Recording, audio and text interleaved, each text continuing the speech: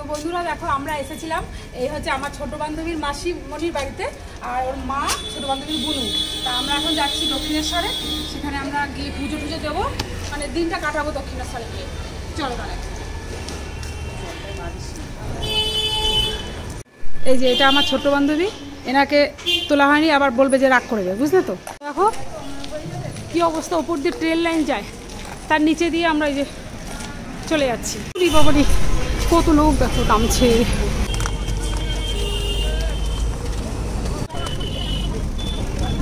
কত ভিড়, বাবারি বাবা। এটা দক্ষিণেশ্বর যাবে, চল চল চল চল।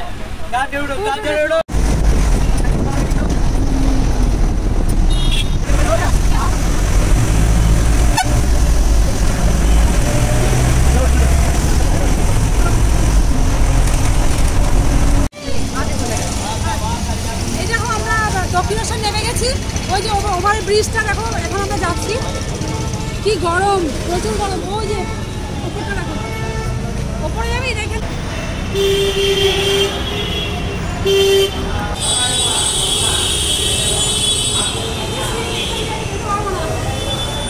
দুদিকে দুটো সিঁড়ি, আমরা মাঝখান দিয়ে যাচ্ছি।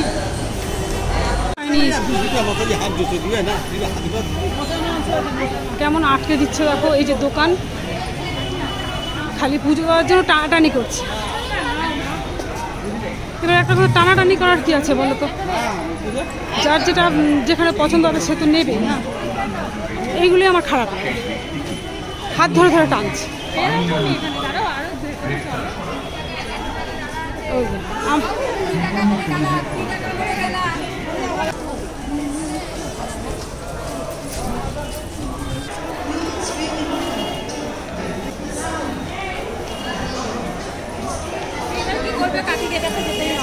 হ্যাঁ এবার এটা তো যেতেই হবে না, আমি যেতে পারবো না।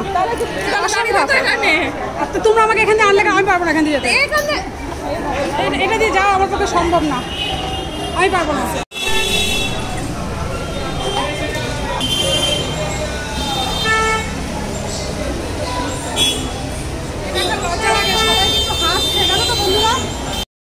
বাবা অনেক কাণ্ড করে অনেক পথ পেরিয়ে শেষমেশ এসে দক্ষিণেশ্বরে পৌঁছালাম। এই যে প্রধান গেট, আর আমি চেষ্টা করছি চারপাশটা একটু দেখিয়ে দিতে, কেননা চারপাশটাই তো দেখতে হবে। মায়ের মন্দিরের যে ভেতরটা, সেখানে তো আর ছবি টবি তোলা নিষেধ, সেটা তো দেখতে পারবো না, সেটা দেখতে গেলে এখানে এসেই দেখতে হবে। তো চেষ্টা করছি চারপাশটা একটু দেখানোর, তোমরা দেখো। আর দক্ষিণেশ্বর মন্দির অধিকাংশ মানুষেরই চেনা, তবু আমি শেয়ার করছি। আর আমাদের একটা স্মৃতির পটে বাঁধানো থাকবে, এখানে আছে যত মত তত পথ। আমরা কিন্তু একমত হয়েই সবাই এখানে এসেছি, আমাদের সবার খুব ভালো লাগছে। তবে আরও একটু থাকলে আরও একটু ভালো লাগতো।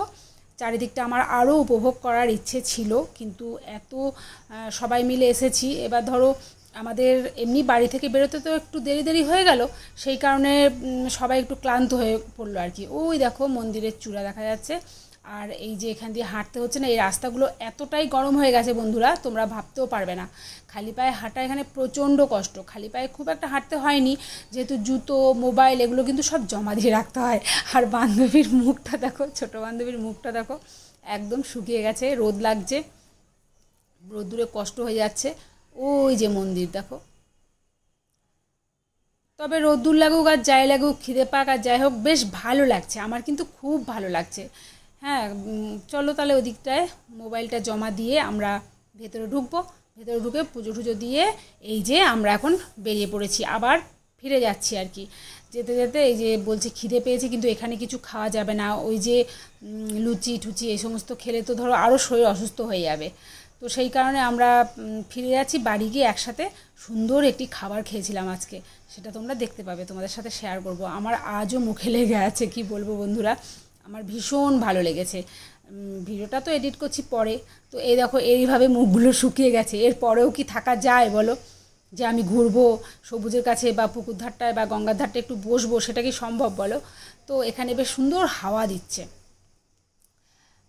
হাওয়া পেয়ে ওরা বেশ একটু রিলস করছিল, একটু নাচানাচি করছিল আমার ছোট্ট বান্ধবী। আর ওই দেখো ওপর দিয়ে ট্রেন যাচ্ছে। আর এই হচ্ছে কলকাতা, দেখেছো বন্ধুরা, এই জন্য আমার কলকাতায় এত ভিড়, এত যানজট, এত বড় বড় বিল্ডিং, তারপরে এই যে ওপরে ব্রিজ নিচে ব্রিজ, মানে ওপরে রাস্তা নিচে রাস্তা, মাথা একদম মানে ঘোরপাক খেয়ে যায়। তো আমার খুব একটা ভালো লাগে না। চলো বাস এসছে, বাসে এবার উঠে পড়ি। এই যে আমরা যাচ্ছি, যেতে যেতে ছোট্ট বান্ধবী বলছিল যে আমার মাথা ঘুরছে, আমার কেমন নিঃশ্বাস নিতে কষ্ট হচ্ছে, এরকম বলছে আর কি। তো আমি ওর সঙ্গে গল্প করছিলাম, বললাম চল, ওই দেখো কেমন ওপর দিয়ে যাচ্ছি, তাও বিল্ডিং উঁকি মারছে, যেন একদম চলে আসবে বাসের জানালা দিয়ে। তো এরকম পরিস্থিতি, কলকাতা মানেই তো এমন, তাই না? ইট কাঠ বালি দিয়ে একদম একাকার, এলাহি ব্যাপার। এই সিঁড়িটা শেষ হয় না, অনেক নিচে বাজে। আলু পোস্ত, এটা কি ডাল যেন, কলাইয়ের ডাল। আর পটল ভাজা বললি না? পটল ভাজা আলু সেদ্ধ, ওগুলো কে বলবে? পটল ভাজা আলু সেদ্ধ। তাহলে এত সুন্দর নিরামিষ খাবার, আমি এগুলো খুব ভালো খাই। তোরা তুই এগুলো খাস?